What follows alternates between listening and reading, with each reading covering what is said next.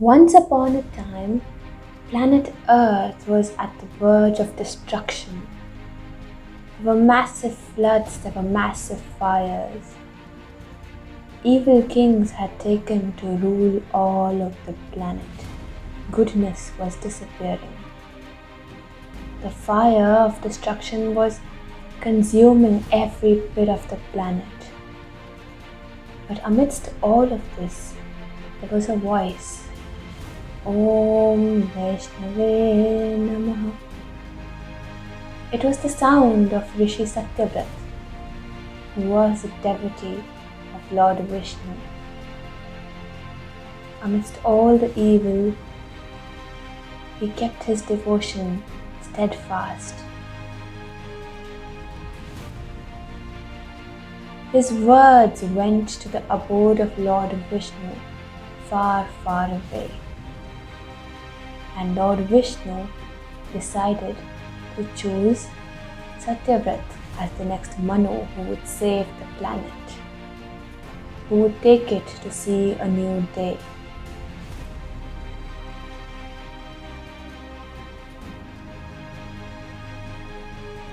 Lord Vishnu approached Satyavrat in the form of a Matsya or a fish, a very small fish who grew to a large size that he could not fit in the giant ocean. The very next day,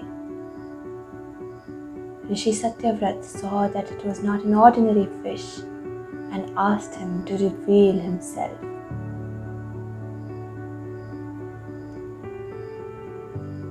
Lord Vishnu showed his true form to Satyavrat and asked him to save the planet by bringing tools of every species to the seashore.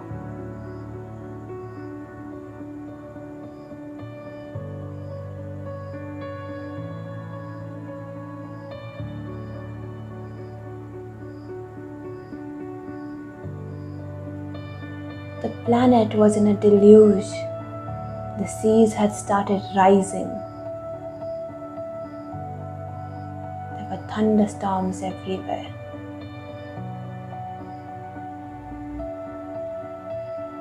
Satyavrat waited on the bank of the ocean for Lord Vishnu to come. He got elephants, camels, cows, horses,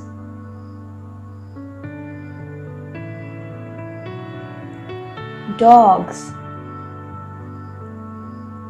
eagles, snakes,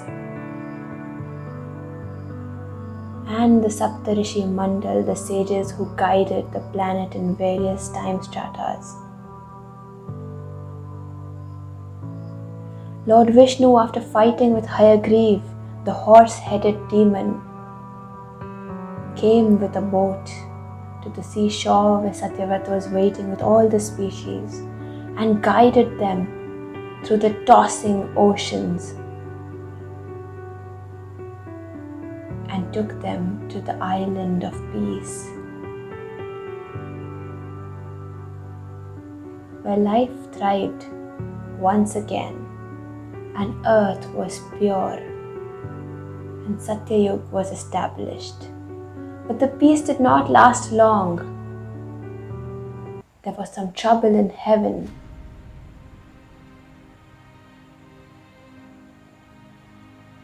When Rishi Durvasa, the Rishi with the temper, gave Lord Indra a garland which he placed on his elephant, and the elephant who threw the garland down got the Rishi to be so angry that he cursed that the gods would lose their power.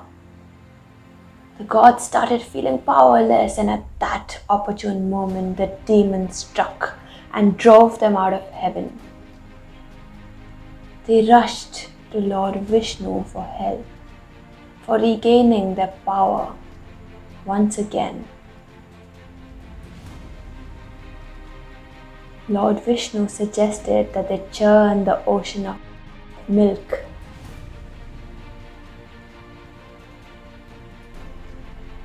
And they worked hard towards gaining the Amrit, the nectar of immortality.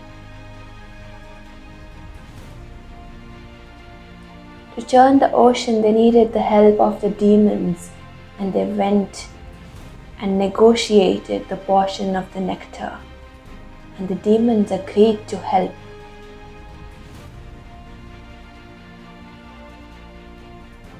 Once again, Lord Vishnu suggested Mount Mandara to be the rod and Sarparaj Vasuki to be the rope. The churning began, but the mountain would keep slipping out of hold. And that is when Lord Vishnu took the form of a giant tortoise, or the Kurma avtar.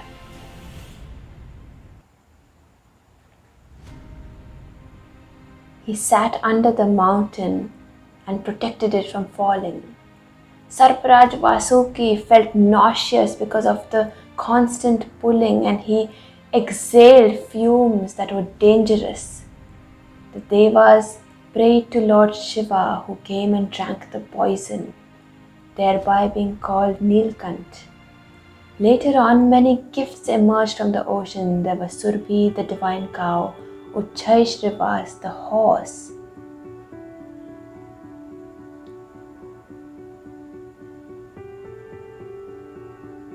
Airavat, Indra's white elephant, and finally Goddess Lakshmi, the goddess of wealth, who married Lord Vishnu and stayed in heaven forever. And finally Dhanvantari, the divine physician, came with the nectar of immortality, the Amrit. When the Amrit came out, the gods and the demons began fighting. The demons grabbed it and the gods tried to grab it back. And that is when Lord Vishnu took the Mohini avtar, the enchantress, and made all the demons fall in love with her and fed all the Amrit to the gods. When the demons realized what had happened, 2 demons took the form of gods.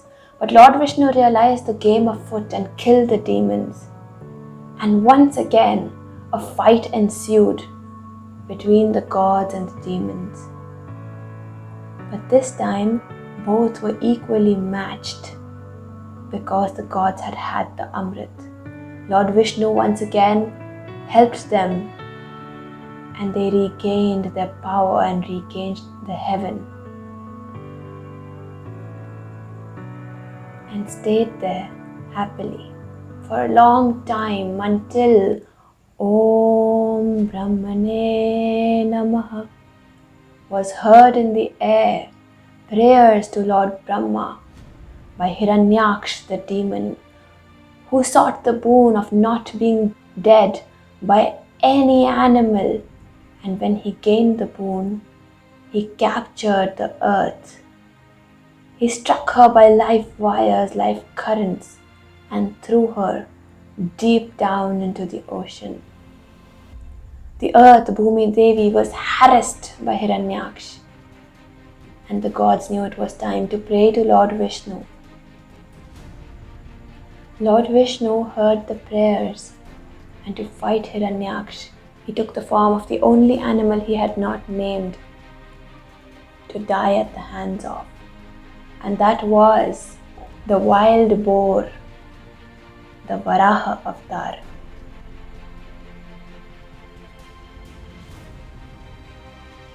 Taking the form of Varaha, Lord Vishnu killed Hiranyaksh with his tusks. And once again, Goddess Bhumi or Bhumi Devi was free, and she thrived once again.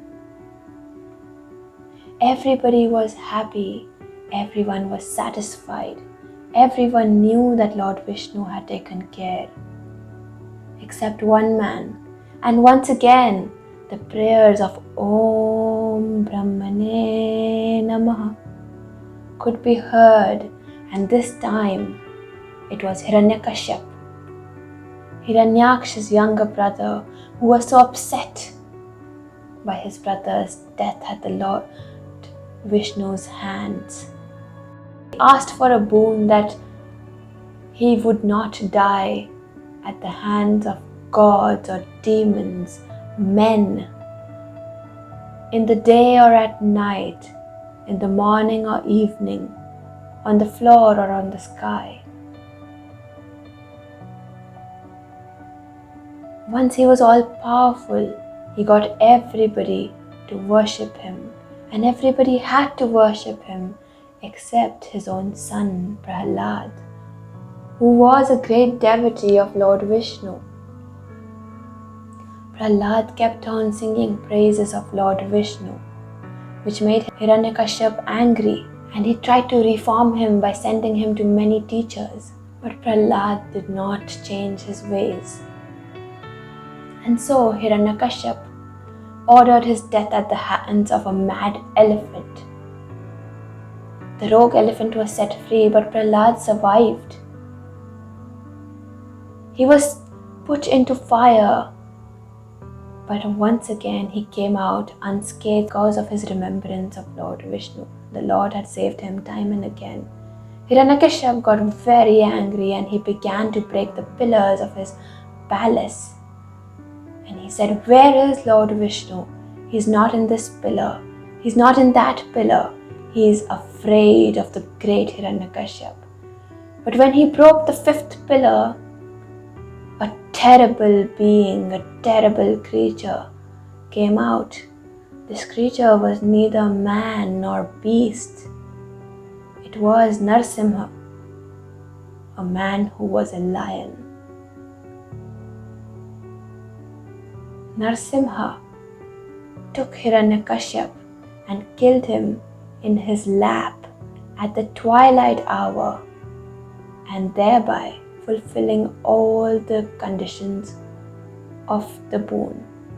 And once again, Lord Vishnu, in the form of Narsimha, had saved the planet from great destruction,